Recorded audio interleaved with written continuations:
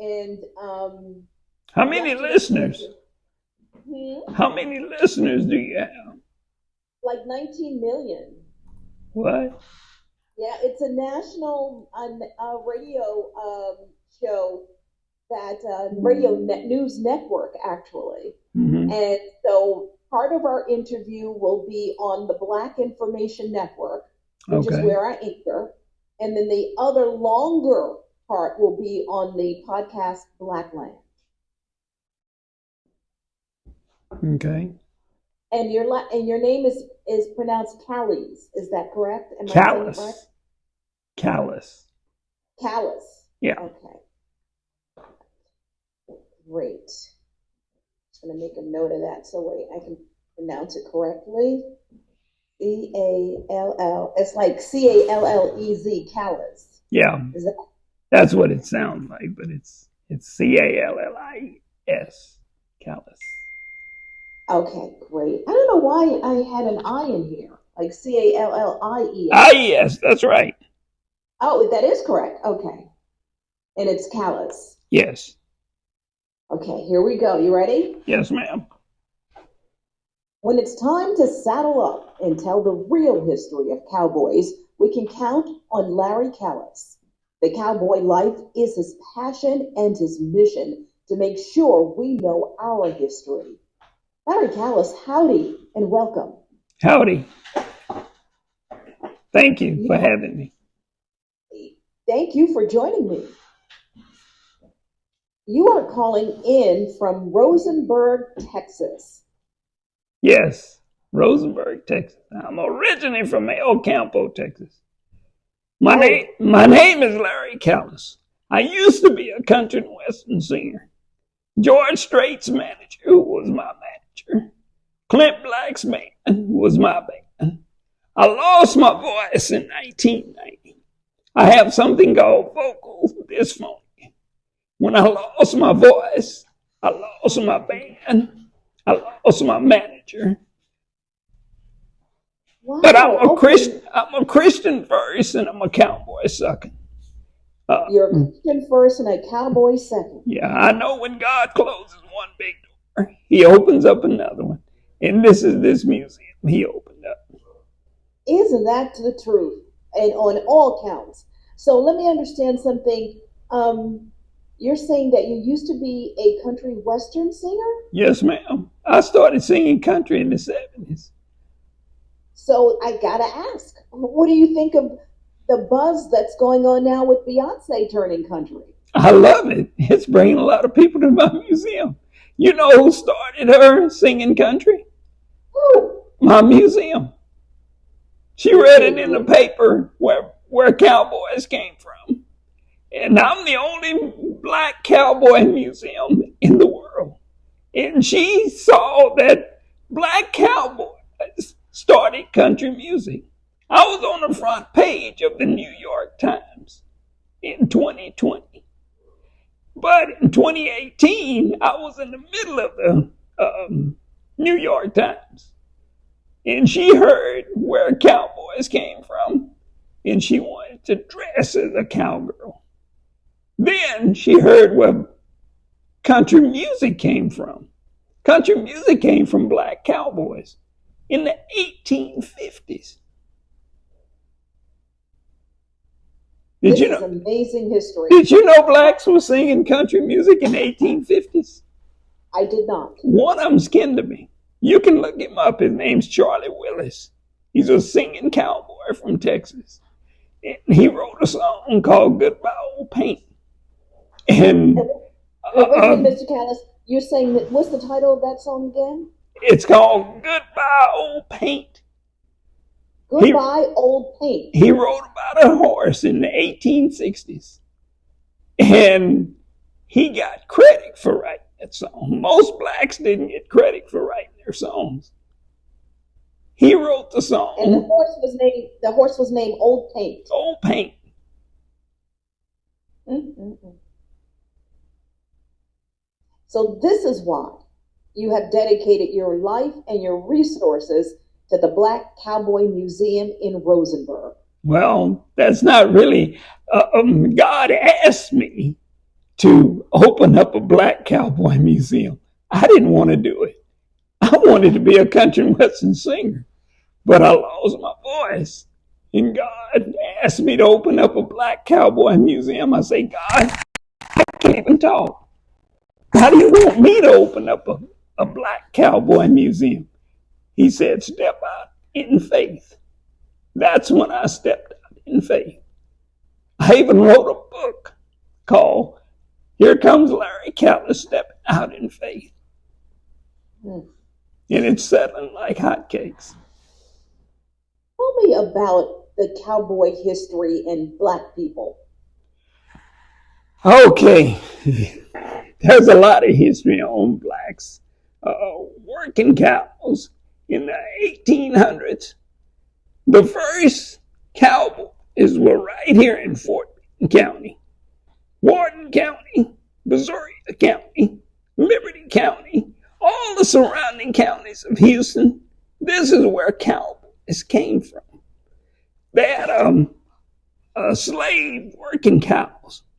And when a slave would work the cows, he would say, hey, boy, go get that cow. Hey, boy, go get that cow. They had a house boy, a yard boy, and somebody worked the cows. He was called a cowboy. In the 1800s, a white man wouldn't be called dead being called a cowboy. You want to know the real reason why? I'm going to tell you the real reason why a white man in the 1800s wouldn't be called a cowboy. Because the word cowboy came from, they had a house nigger, a yard nigger, and a nigger that worked the cows. Then they changed it. House boy, yard boy, and a cowboy.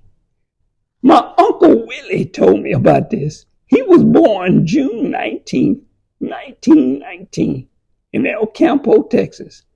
And when I was 5 or 6 years old, he said, boy, they didn't have no white cowboys when I was your age.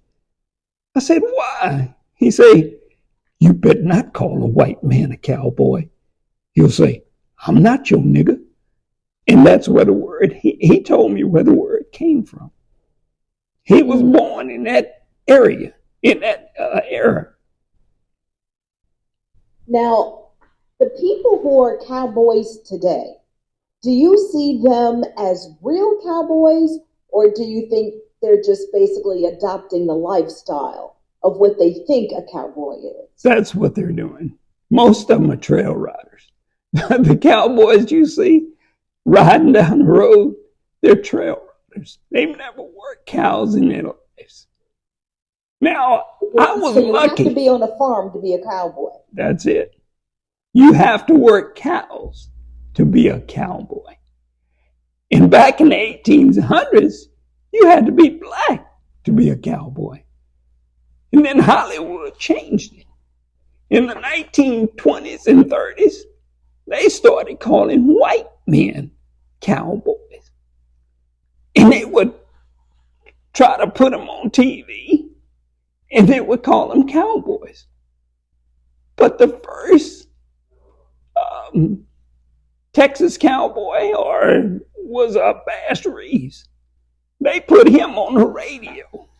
They said, I'm going to tell you the story. You've heard of the Lone Ranger?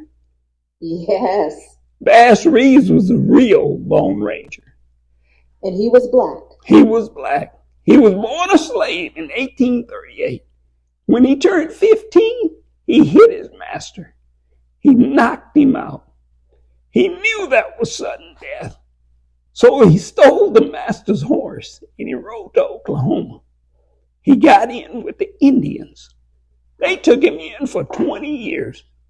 Do you know they taught him how to fight, how to shoot, how to ride, and how to track? In 1865, when the slaves were free, he went to Oklahoma to be a U.S. Marshal. He went to the hanging judge, Judge Parker. He said, I want to be a U.S. Marshal. Judge Parker said, you got to know how to read and write to be a U.S. Marshal. He said, I can't do either one. Judge Parker knew that because it was illegal to teach a slave to read and write. So he said, but I got a good memory. Judge Parker said, okay, go get these 5 people. He named each one of them. He told them where they lived. He told them everything about them. He remembered everything. He said, you have 2 months to get them. And you can bring them back dead or alive. He didn't like to kill people. So he caught all 5 of them and he brought them back alive in 3 weeks. They made him a U.S. Marshal. Do you know this man captured 3,000 convicts in his lifetime? 3,000. 3,000. That's more than John Walsh. You've heard of John Walsh? Yes. He's only captured 1,500. Well, this man in the 1800s captured 3,000 convicts in his lifetime. And he only killed 14. He didn't like to kill people. That's what I liked about him. Yeah. And when Hollywood took that story and made the Lone Ranger and Tonto, they made, of course, the masked man white. You want to hear how they made him white? Yeah. This is how they did it. In 1930, they wanted to have a TV show or a radio show. And it was about Bass Reeves. They got on the radio and they said, we're going to tell you the story of the Lone Ranger. The Lone Ranger rides again. And he'd do this. People thought it was a horse on the radio. And people got so interested in him, somebody called in and said, hey, who was the Lone Ranger? They didn't have any pictures or any, it wasn't on TV. They didn't have TV yet. They said, oh, he was a black man. Oh, Lord. When they said it was a black man, he had 100 phone calls saying they wouldn't going to listen to his radio station anymore. The man said, why? He said, because you said the Lone Ranger was a black man. He said, no, I didn't say he was a black man. I say he wore a black mask. So in 1950, when they invented the TV, they wanted to put Bass Reeves on the TV. But they knew they weren't going to accept him. So they put a white man with a black mask on. Wow. That's how the masked man or the Lone Ranger became white. What do you think the future is for cowboys and cowgirls? Do you see a future in America's 2024? Well, I've been a cowboy all my life. I went to rodeos in the 50s, 60s. I don't think it'll ever change. They'll always cheat the black cowboys. They'll always cheat the black cowboys. That's why we had to start our own rodeo association. My uncle, my cousin Tex, his dad started one of the big associations in Texas, Black Association. And we had our own rodeos in the 1940s and 50s. But it hadn't changed much. If you go to a white rodeo, a professional white rodeo, you're lucky if you see 2 black cowboys there, mostly calf ropers. And you're really lucky if you see 3 or 4. Right. Out when of you go to thousands. Black videos, that's where you really see some good, I guess, cow, horse riding and cow wrangling. Yeah, cowboys. Some of the black rodeos in the 50s I used to go to, we could tell. See, I went to the one. Every Thursday, Friday, Saturday, I went to white rodeos all over Texas. Me and my dad, I worked for a stock producer. And I saw the white cowboys ride, and on Sundays we went to the black rodeos. We furnished the stock for the black rodeos, and I got to know all the black cowboys. I got to know all the white cowboys, and I knew which ones were the best.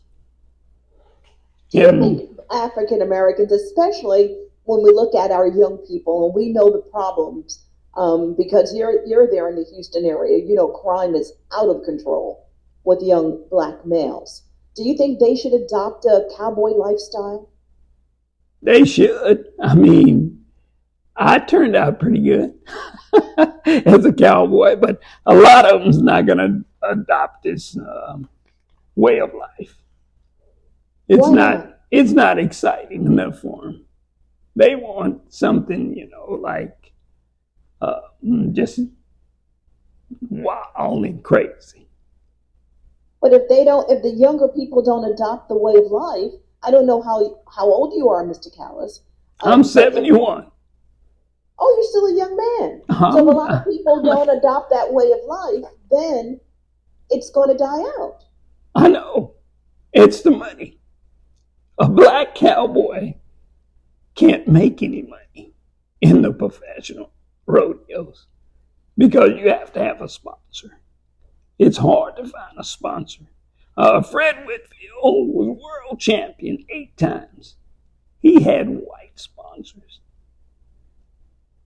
It's hard to find for a black man to find a sponsor. Now, if there was black men and black people out there that's making a lot of money and they wanted to sponsor somebody, they need to find a black person that, you know, they would like to sponsor. So that's the key to keeping this going, is for black people to sponsor black cowboys at rodeos. That's Is that right. what you're saying? That's right.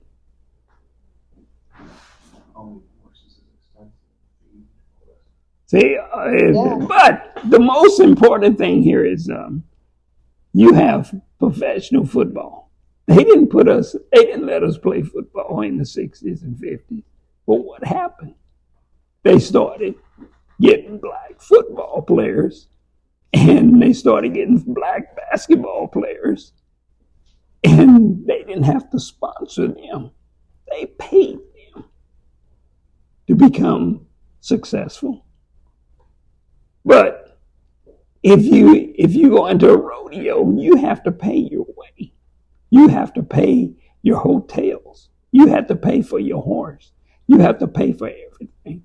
You can't compete against people that's being sponsored. Wow. Now, tell us a little more as we wrap up about the Cowboy Museum, the Black Cowboy Museum, and what will we see there and how we can visit and support. Well, when you first come in the Black Cowboy Museum, you're going to see pictures of cowboys, old black cowboys that I've collected over the years. And you'll see stuff that you've never seen. I have a bit from the 1200s. A bit is a horse bridle, or a bit to ride horses with. I have saddles from the 1800s. I have pictures from the 1800s. And it's just a lot of artifacts you've never seen, you've never heard of. I have a sword from the Buffalo Soldiers, a real 1800 sword that a real black Buffalo soldier had. It was donated to my museum. Wow. And just for our history, tell us about the Buffalo Soldiers. The Buffalo Soldiers were some bad dudes. When they were some of the toughest and the strongest. The Indians named them Buffalo Soldiers. You know why? Because they had hair like a buffalo and they could fight like a buffalo. And that's what we call the Buffalo Soldiers. That's why they call them Buffalo Soldiers. Fight like a buffalo. That's right. And they were bad. If 100 Indians see 25 black Buffalo soldiers, they would run the other way. You Now, did the know, Buffalo Soldiers, were they like part of the U.S. military? Where did they come in? they came from the U.S. military, and the U.S. was paying them to fight Indians. And I think if they knew what happened or what was going to happen, they destroyed most of the Indians. They wouldn't have never done it. Yeah, they wouldn't have. They started mixing with the Indians, the Seminoles from Florida, and the black Buffalo soldiers started mixing. They started branching out and living with the Indians. And the Indians wanted them to be with them because they wanted their kids to grow up to be as tough as the Buffalo soldiers. Hmm. And throughout history, you know, many African Americans have Indian roots in their family. Yeah, that's because they saw freedom with the Indians. Yeah. Well, this is fascinating history. And you reminded us again, when the story is not told, we know that's a battle that's going on now with people trying to erase history. Press it will completely erase it. Right, Our right. history. This kind of information is valid and much needed for our young people. And thank goodness for you and the Black Cowboy Museum. Well, it's just not Black Cowboy history. I have history of the Alamo that we've been lied to for 100 years. I have a history of the Battle of San Jacinto. It's totally a lie. I have history of the Yellow Rose of Texas. People thought she really existed. She didn't exist. It was a racist song. I have that in my book. I have all this stuff in my book, what I'm talking about. And Mr. Callies, would you go back? You said you have history of the Battle of what? The Battle of San Jacinto. The Battle of San Jacinto was fought in 1836. Do you know why they fought the Battle of San Jacinto? Why? No. For slavery. In 1821 to 1836, black people were free in Texas. We didn't know it. This was Mexico. Santa Anna didn't want people to have slaves. That was his main thing. He sold them land, but he said you can't have slaves. They brought slaves. And that's why Santa Anna fought the Battle of San Jacinto. Do you know how many Mexicans was killed at the Battle of San Jacinto? 650. You know how many white people were killed? 11. And they called 11. And they called it a battle. They lied and said the reason Santa Anna lost was he slept with a half black, half white woman. And they called it Yellow Rose of Texas. That was a lie. I have the truth in my book. I had to find the truth. I had an old lady. She was 90-something years old. She wanted me to help her find the Yellow Rose of Texas. She died before I found the Yellow Rose of Texas. But I found out she never existed. It was all a lie for 200 years. And tell me the name of your book one more time. It's called Here Comes Cowboy Larry, Stepping Out in Faith. You can go on my website, on the Black Cowboy Museum website, and order this book. And we could ship it to you. We'll ship it real fast. In a couple of days, you'll have it. Well, this is awesome. Well, Larry Callies, thank you and happy trails. Hey, well, thank you and happy trails to you. Appreciate it. Oh, you were terrific. Thank you so much. Thank you for what you do, for your history, for your passion, and what a blessing you are to all of us. And I'm so glad to do this story. Once it's done, I will send you a link. I would love to have one. Yeah, I believe I know I have to have your email because I sent you this link. Yes. So I will send you a link so you can hear it. Yeah, I appreciate it. God Thank bless you. Thank you. thank you so much. God bless you. All right. Bye-bye. Bye.